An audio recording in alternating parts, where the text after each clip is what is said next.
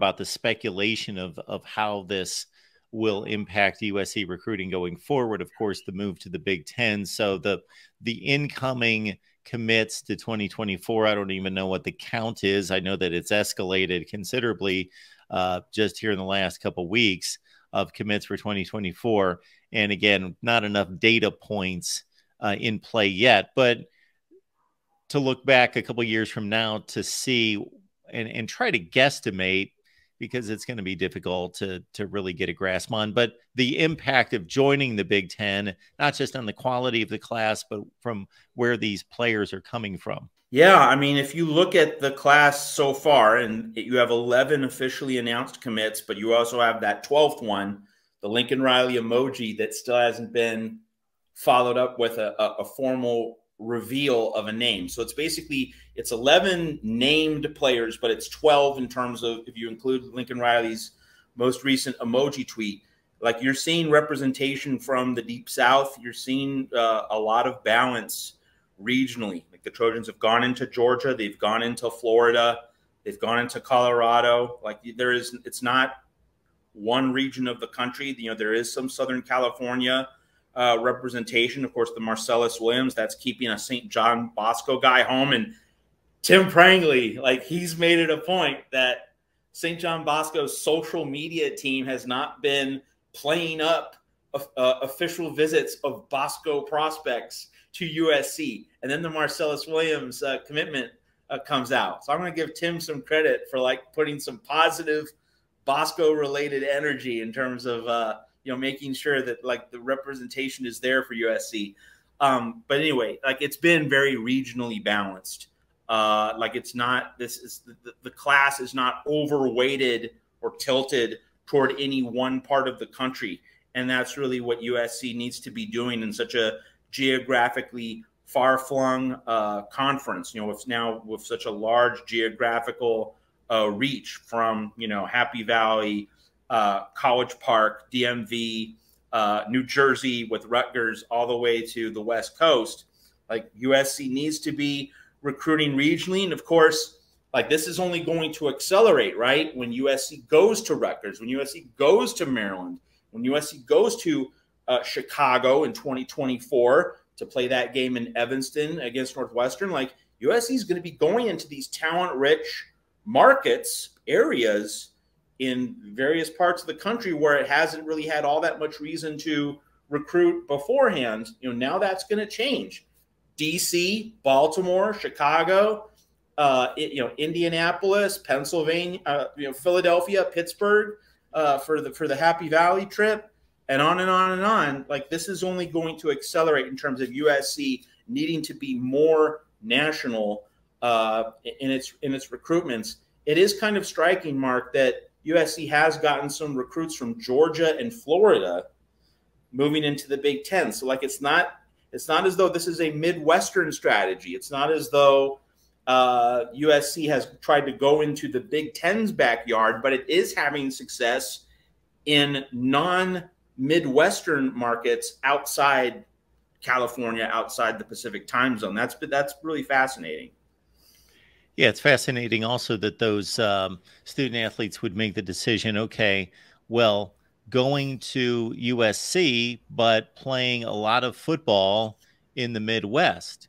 It's almost, you know, not entirely, because obviously there's a lot of time spent on campus outside of just making road trips for your football games during the fall.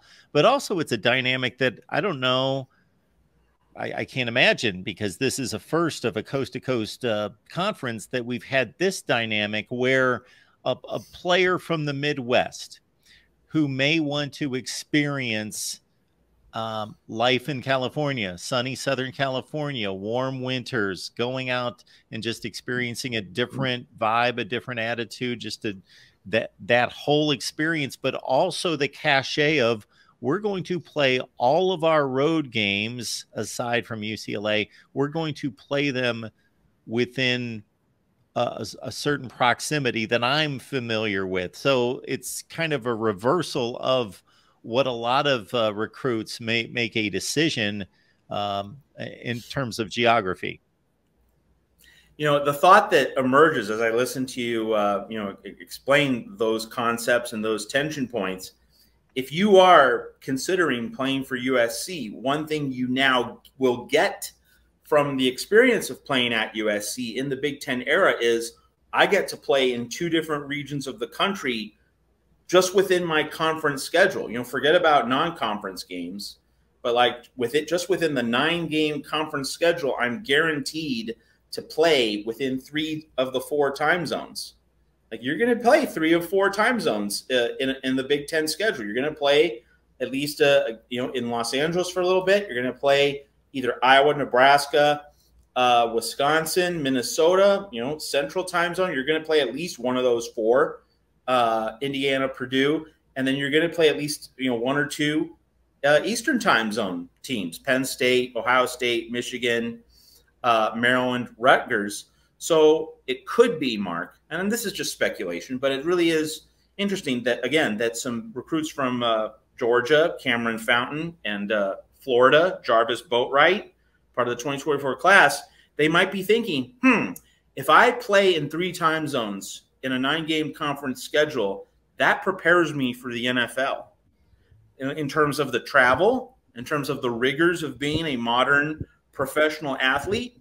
That could be part of the calculus for why USC might now stand out as a recruiting destination. Again, speculation, but it is true that you will get the experience of professional scale travel and that kind of grind and that kind of rigor when you play a USC Big Ten schedule, and that could be attractive. Like for players who want to challenge themselves, it's not so much I'm going to USC to challenge myself against Michigan and Ohio State, though that's obviously part of the deal and not something to be discounted.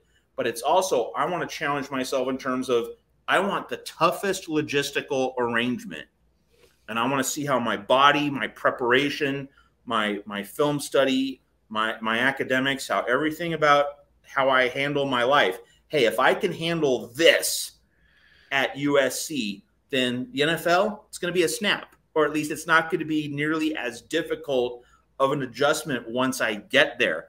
Again, speculation, but I would say that at least for a few prospects, that larger mental architecture, it probably figures into the conversation to a certain degree. Might not be the primary driver, but it could be one of several factors that is leading guys from SEC country to go to USC to play in the Midwest. So I would be blown away at that thought process coming from a 17-year-old. But to your point, that could be something that's been discussed by the coaching staff, by the recruiters, yes, to introduce that to their minds, to kind of broaden their perspective. Like Mark, I mean, consider Caleb Williams. Like, it's not just him making these decisions on an island. Like, this is his parents wanted to set him up, wanted to give him professional coaching, and you have, you know, so many other people intersecting with Caleb Williams and being, you know, coming into his path, you know, advisors, coaches, you know, people from a lot of different vantage points. So yeah, like, it's not just the kid making a decision on an island. There's a lot of input, a lot of thought. And I'm sure that when parents and coaches and other advisors, role models, authority figures are all brought into the room, that's where that kind of thought certainly comes up at some point. Again, probably not the primary thing, but it's a thing. And and just one, you know, if you're considering several different ideas, you're weighing several different tension points, that's one idea thrown into the mix, which, you know, it's not going to be swaying most prospects, but just needs to happen for a few. And that could shift the direction of recruiting toward one school and away from another.